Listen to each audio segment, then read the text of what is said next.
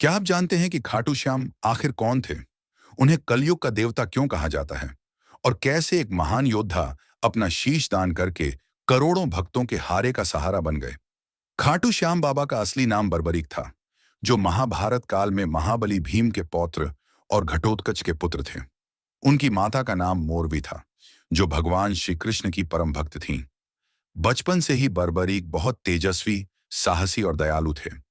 उन्हें युद्ध कला में महारत हासिल करने का बहुत शौक था और उन्होंने छोटी उम्र में ही धनुष बाण चलाने की अद्भुत विद्या सीख ली थी। अपनी शक्ति को और बढ़ाने के लिए उन्होंने कठोर तपस्या की, जिससे प्रसन्न होकर भगवान शिव ने उन्हें 3 दिव्य और अमोघ बाण दिए। इन 3 बाणों में इतनी शक्ति थी कि वे पूरी पृथ्वी की किसी भी सेना को कुछ ही क्षणों में समाप्त कर सकते थे। एक बाण दुश्मनों को चिन्हित करता था, दूसरा अपने लोगों को सुरक्षित करता था और तीसरा सभी चिन्हित शत्रुओं का अंत करके वापस तरकश में लौट आता था। इसी कारण बर्बरीक को 3 बाणधारी भी कहा जाने लगा। उनकी वीरता इतनी प्रसिद्ध थी कि बड़े बड़े योद्धा भी उनसे भय खाते थे। जब महाभारत का युद्ध शुरू होने वाला था, तब बर्बरीक ने अपनी मां से युद्ध में जाने की अनुमति मांगी। उनकी मां ने उनसे पूछा कि वे किस पक्ष का साथ देंगे। तब बर्बरीक ने वचन दिया कि वे हमेशा हारने वाले पक्ष का साथ देंगे। उनकी मां ने उन्हें आशीर्वाद दिया, लेकिन यही वचन आगे चलकर पूरी महाभारत का सबसे बड़ा रहस्य बन गया। बर्बरीक अपने नीले घोड़े पर सवार होकर केवल 3 बाण और धनुष लेकर कुरुक्षेत्र की ओर निकल पड़े। रास्ते में भगवान श्री कृष्ण ने ब्राह्मण का रूप धारण कर उन्हें रोक लिया। श्री कृष्ण ने मुस्कुराते हुए पूछा कि केवल 3 बाणों के सहारे वे इतना बड़ा युद्ध कैसे लड़ेंगे। तब बर्बरीक ने विनम्रता से कहा कि उनका एक ही बाण पूरी सेना को समाप्त कर सकता है। श्री कृष्ण ने उनकी परीक्षा लेने के लिए पास के एक पीपल के पेड़ की ओर इशारा किया और कहा कि यदि वे इतने महान धनुर्धर हैं, तो एक ही बाण से पेड़ के सभी पत्तों को भेद कर दिखाएं। बर्बरीक ने ध्यान लगाकर बाण छोड़ा और वह बाण हवा में घूमते हुए पेड़ के हर पत्ते को भेदने लगा।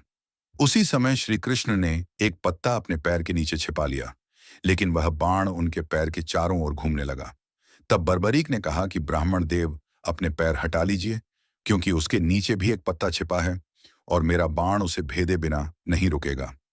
यह देखकर श्री कृष्ण समझ गए कि यह कोई साधारण योद्धा नहीं, बल्कि अद्भुत शक्ति वाला वीर है।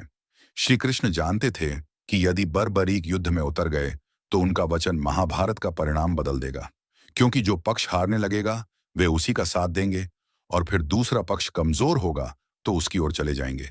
इस प्रकार अंत में पूरी सेना नष्ट हो जाएगी और केवल बर्बरीक ही जीवित बचेंगे। तब श्री कृष्ण ने उनसे दान मांगने की इच्छा प्रकट की। बर्बरीक ने कहा कि वे ब्राह्मण को कभी खाली हाथ नहीं लौटाएंगे। तब श्री कृष्ण ने उनसे दान में उनका शीश मांग लिया। यह सुनकर भी बर्बरीक तनिक विचलित नहीं हुए। उन्होंने तुरंत पहचान लिया कि यह कोई साधारण ब्राह्मण नहीं, बल्कि स्वयं भगवान श्री कृष्ण हैं। उन्होंने फोल्डेड हैंड से कहा कि प्रभु, यदि यह आपकी इच्छा है तो मैं अपना शीश दान करने को तैयार हूं, लेकिन मेरी एक अंतिम इच्छा है कि मैं पूरा महाभारत युद्ध अपनी आंखों से देखना चाहता हूं। श्री कृष्ण उनकी भक्ति, त्याग और वचनबद्धता से अत्यंत प्रसन्न हुए और उनकी इच्छा स्वीकार कर ली। इसके बाद बर्बरीक ने स्वयं अपना शीश काटकर भगवान श्री कृष्ण को अर्पित कर दिया। उनका यह बलिदान इतिहास का सबसे महान दान माना जाता है। श्री कृष्ण ने उनके शीश को युद्ध भूमि के पास एक ऊंची पहाड़ी पर स्थापित कर दिया ताकि वे पूरा युद्ध देख सकें। 18 दिनों तक चले महाभारत युद्ध को बर्बरीक ने अपनी दिव्य दृष्टि से देखा।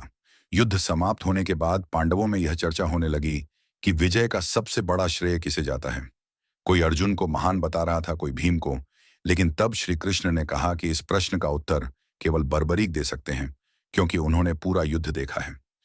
जब बर्बरीक से पूछा गया तो उन्होंने कहा कि उन्होंने युद्ध भूमि में केवल श्री कृष्ण का सुदर्शन चक्र चलते देखा, जो अधर्मियों का विनाश कर रहा था। उन्होंने कहा कि जीत का असली श्रेय केवल श्री कृष्ण को जाता है। बर्बरीक के इस महान त्याग, सच्ची भक्ति और निष्काम बलिदान से प्रसन्न होकर भगवान श्री कृष्ण ने उन्हें वरदान दिया कि कलयुग में वे उनके श्याम नाम से पूजे जाएंगे और जो भी सच्चे मन से उन्हें याद करेगा उसकी हर मनोकामना पूरी होगी। तभी से बर्बरीक श्याम बाबा और खाटू श्याम के नाम से प्रसिद्ध हो गए। कई वर्षों बाद राजस्थान के सीकर जिले के खाटू श्याम मंदिर में उनका दिव्य शीश भूमि से प्रकट हुआ। कहा जाता है कि वहां एक गाय रोज अपने आप दूध बहाती थी, जिसके बाद खुदाई करने पर बाबा का शीश मिला। बाद में उसी स्थान पर भव्य मंदिर बनाया गया, जहां आज देश विदेश से करोड़ों श्रद्धालु बाबा के दर्शन करने आते हैं। फाल्गुन मेले में बाबा के दरबार में भक्तों की भारी भीड़ उमड़ती है और पूरा वातावरण हारे का सहारा, बाबा श्याम हमारा के जयकारों से गूंज उठता है। भक्त मानते हैं कि जो व्यक्ति सच्चे मन से बाबा को पुकारता है, बाबा उसकी हर परेशानी दूर कर देते हैं। यही कारण है कि आज भी खाटू श्याम बाबा को कलयुग का सबसे दयालु देवता और हारे हुए लोगों का सहारा माना जाता है।